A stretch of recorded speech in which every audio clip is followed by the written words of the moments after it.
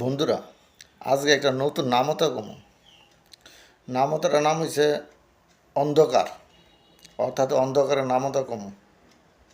নামতাটা এমন, অন্ধকারও কে অন্ধকার, অন্ধকার দোকানে পরিষ্কার, তিন অন্ধকারে গুদুলি, চার অন্ধকারে জ্যোৎস্না, পাঁচ অন্ধকারে পূর্ণিমা, ছয় অন্ধকারে অমাবস্যা, সাত অন্ধকারে কালা অন্ধকার, আট অন্ধকারে ঘোর অন্ধকার, নয় অন্ধকারে মহা অন্ধকার, দশ অন্ধকারে বিন্যাসল বেলা।